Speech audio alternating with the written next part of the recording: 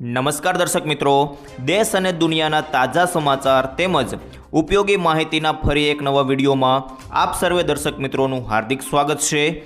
તો આવા જ સમાચાર દરરોજ સૌથી પહેલાં જાણવા માટે આપણી ચેનલ ગુજરાત લાઈવ 24ને સબસ્ક્રાઈબ કરી લેજો।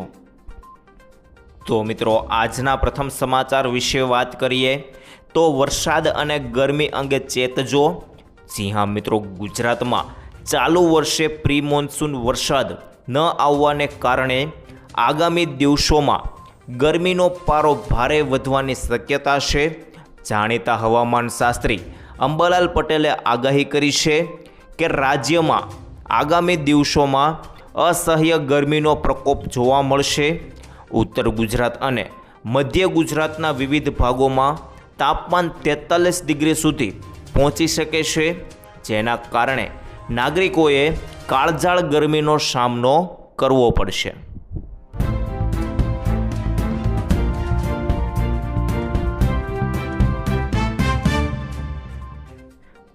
ત્યારબાદ આગળના સમાચાર વિશે જોઈએ તો મિત્રો, આ વર્ષે દુષ્કાળનો ખતરો ચિંતા વધશે।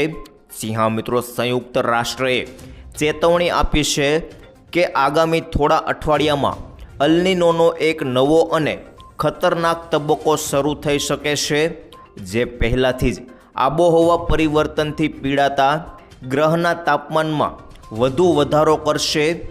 વિશ્વ હવામાન સંગઠન એટલે કે મિત્રો WMO દ્વારા જારી કરાયેલી ચેતવણીમાં જણાવાયું છે કે 2026ના બાકીના મહિનાઓ દરમિયાન અલ નીનો વધુ મજબૂત થવાની ધારણા છે, જેના કારણે વિશ્વના ઘણા ભાગોમાં ગંભીર અને આત્યંતિક હવામાન સર્જાશે।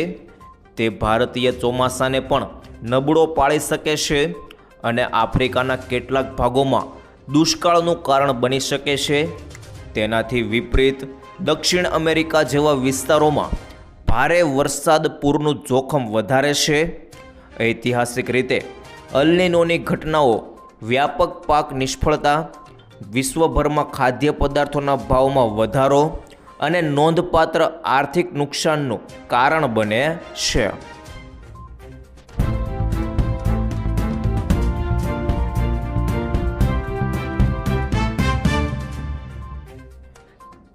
ત્યારબાદ આગળ જોઈએ તો તૈયારીમાં રહેજો, મોંઘવારી વધી શકે।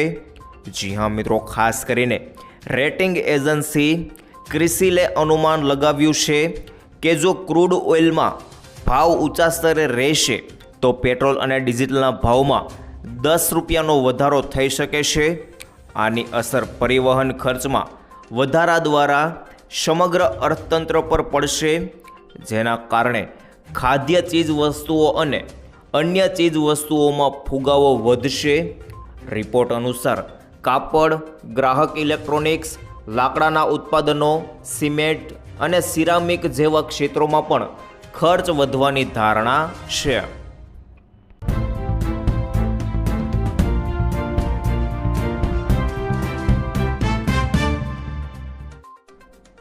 ત્યારબાદ આગળ જોઈએ તો ખેડૂતોને 10,000ના હપ્તા આપવાની માંગ। જી હા મિત્રો, ઉપાધ્યક્ષ જગદીપ ધનખડે ખેડૂતોને માત્ર ખોરાક આપનારા જ નહીં પરંતુ દેશના ભાગ્યના ઘડવૈયા પણ ગણાવ્યા। તેમણે કહ્યું કે વિકસિત ભારતનો માર્ગ ખેતરમાંથી પસાર થશે અને આ ત્યારે જ શક્ય બની શકે છે જ્યારે આપણે ખેડૂતને સંપૂર્ણ ટેકો આપીએ। તેમણે પ્રધાનમંત્રી કિસાન સન્માન નિધિ યોજનામાં વધારો કરવાની જરૂરિયાત પર પણ ભાર મૂકતા કહ્યું કે હાલમાં આપવામાં આવતી 6,000 રૂપિયાની રકમ ફુગાવા અનુસાર વધવી જોઈએ। તેમણે સૂચન કર્યું કે જો આ સહાય સીધી ખેડૂત પરિવારોને આપવામાં આવે તો તેનો ઘણો ફાયદો થશે। તેમનું માનવું છે કે રૂપિયા 6,000ને બદલે આ રકમ વાર્ષિક રૂપિયા 30,000 થવી જોઈએ।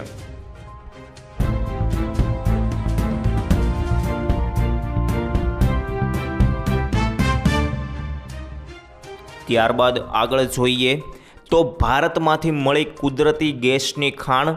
જી હા મિત્રો, ભારતની ઉર્જા સુરક્ષાને મજબૂત બનાવવાના પ્રયાસોમાં ઓઇલ ઇન્ડિયા લિમિટેડને અંદમાન સાગરમાં કુદરતી ગેસની શોધ કરવામાં મોટી સફળતા મળી છે.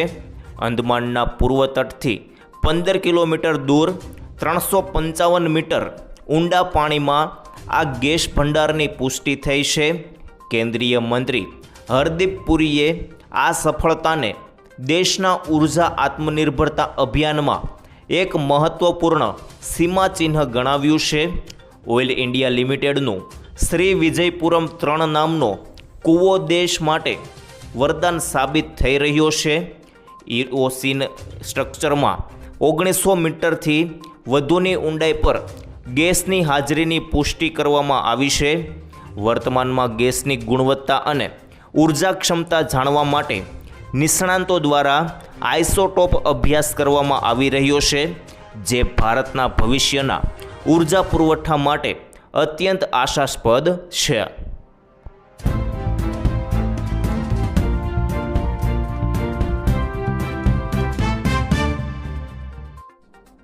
ત્યારબાદ આગળ જોઈએ તો દરેક ખેડૂતને દર મહિને 3,000 રૂપિયા. જી હા મિત્રો, પીએમ કિસાન યોજનાની સાથે કેન્દ્ર સરકાર દ્વારા પ્રધાનમંત્રી કિસાન માનધન યોજના પણ શરૂ કરવામાં આવી છે, જેમાં ખેડૂતોને આર્થિક સહાય આપવામાં આવે છે. પીએમ માનધન યોજના હેઠળ સરકાર ખેડૂતોના ખાતામાં દર મહિને 3,000 રૂપિયા ટ્રાન્સફર કરશે. આ યોજના હેઠળ ખેડૂતોને માસિક રૂપિયા 3,000નું પેન્શન આપવાની જોગવાઈ છે, જ્યારે આ યોજનાનું પ્રીમિયમ પણ કિસાન સન્માન નિધિ યોજનાની રકમમાંથી કાપવામાં આવે છે. આ માટે તમારે એક અલગ ફોર્મ ભરવાનું રહેશે.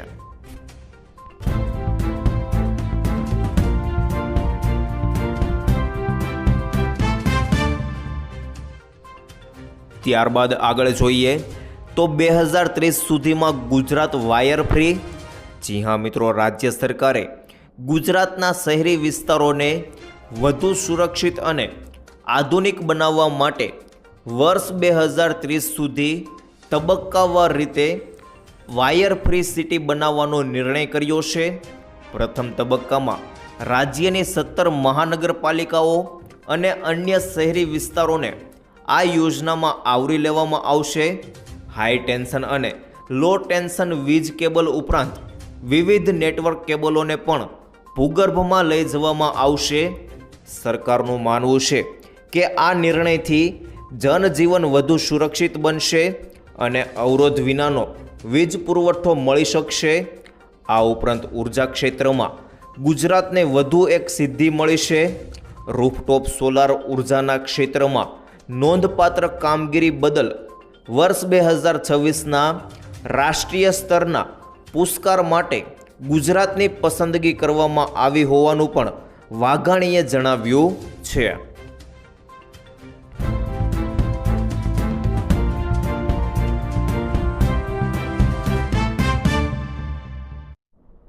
ત્યારબાદ આગળ જાણીએ તો મોદીજીએ કહ્યું ખેતર બચાવો. જી હા મિત્રો, ખાસ કરીને કચરો આપ્યો એ માટે આભાર તેવું પીએમ મોદીએ કહ્યું છે. વડાપ્રધાન નરેન્દ્ર મોદીએ સુરતવાસીઓનો આભાર માનતા જણાવ્યું કે ખેતર બચાવો અભિયાનમાં જોડાઈને સૌ પ્રાકૃતિક ખેતી અપનાવે. સુરતમાં 1 લાખ લોકોએ 5 દિવસ સુધી સતત સફાઈ અભિયાન ચલાવીને કચરો દૂર કર્યો છે. પીએમ મોદીએ ઉમેર્યું કે જનતાએ આ કચરો સાફ કરીને તેમને મોટામાં મોટી સોગાત ભેટ આપી છે. આ સરાહનીય જનભાગીદારી બદલ તેમણે સમગ્ર સુરત શહેરની જનતાને બિરદાવી હતી.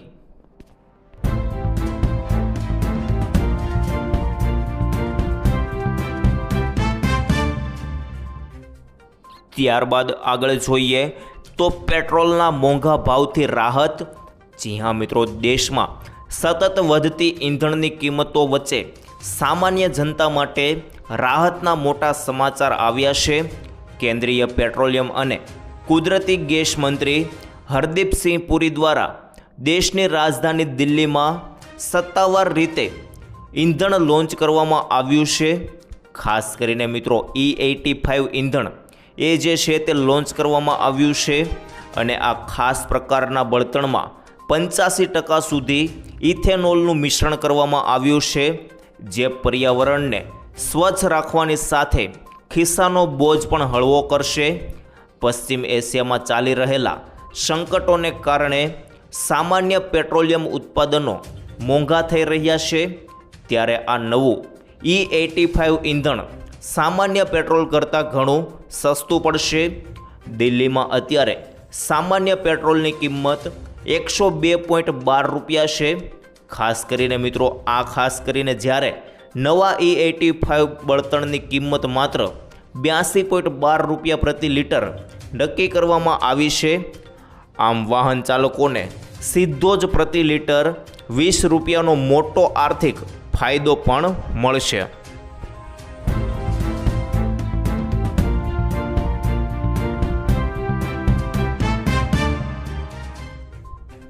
ત્યારબાદ આગળ જોઈએ તો દેશ પર મોટું વાવાઝોડું ચેતજો.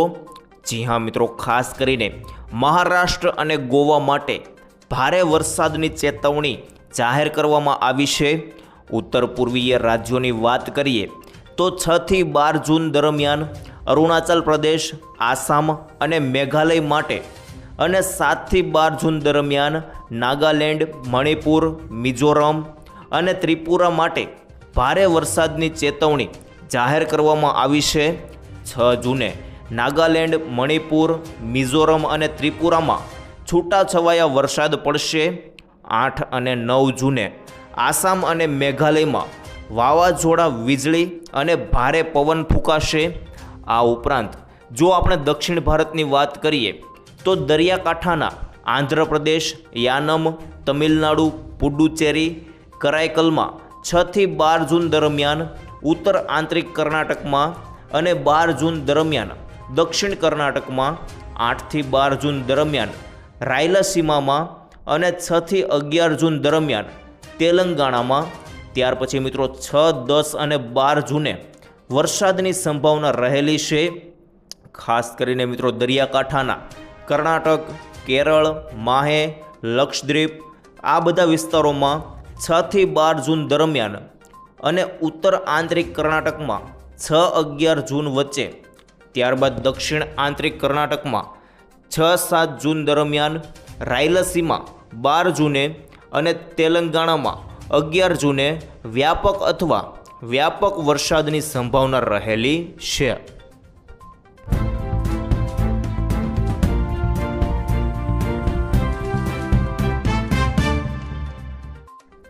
ત્યારબાદ આગળના સમાચાર વિશે જોઈએ તો પશુપાલકો માટે ખુશીના સમાચાર. જી હા મિત્રો, પશુપાલકો માટે આનંદના સમાચાર છે.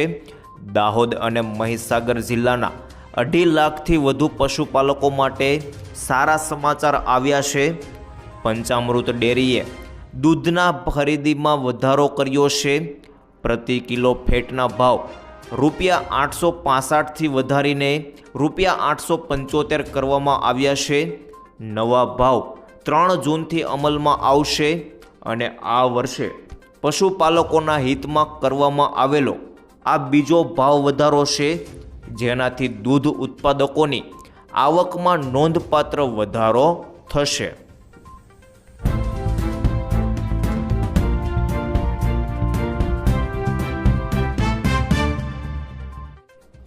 ત્યાર પછી આગળના સમાચાર વિશે જોઈએ તો વસ્તી ગણતરીને લઈને મોટા સમાચાર.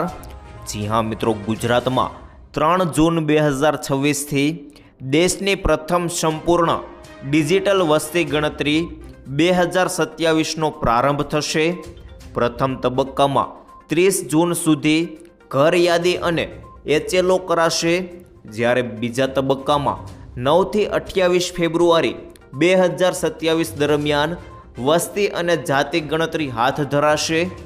આ સ્વગણતરી ઝુંબેશમાં રાજ્યપાલ અને મુખ્યમંત્રી સહિત 3.74 લાખથી વધુ નાગરિકો જોડાયા છે.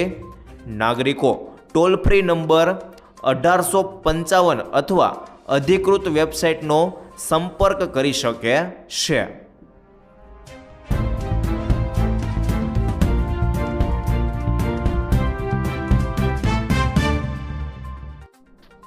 ત્યારબાદ આગળ જોઈએ તો શું ભવિષ્યમાં પાણીની કટોકટી? ખાસ કરીને જોઈ લેજો, કારણ કે મિત્રો ટેકનોલોજી કે પર્યાવરણનો દુશ્મન વર્ષ 2030 સુધીમાં એઆઈના કારણે ઊભી થઈ શકે છે પાવર અને પાણીની કટોકટી.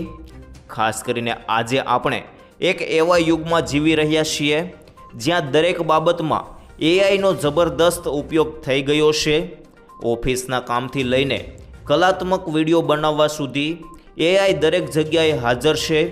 પરંતુ શું તમે ક્યારેય વિચાર્યું છે કે સ્ક્રીન પર સેકન્ડોમાં જવાબ આપતી આ ટેકનોલોજી બેકગ્રાઉન્ડમાં પર્યાવરણીય સંસાધનોનો કેટલો બધો વપરાશ કરી રહી છે? ખાસ કરીને મિત્રો આ તમામ વસ્તુ છે તે પર્યાવરણીય સાધનોનો ખૂબ જ વધારે ઉપયોગ કરી રહી છે, જેને કારણે ભવિષ્યમાં પર્યાવરણની કટોકટી પડી શકે છે.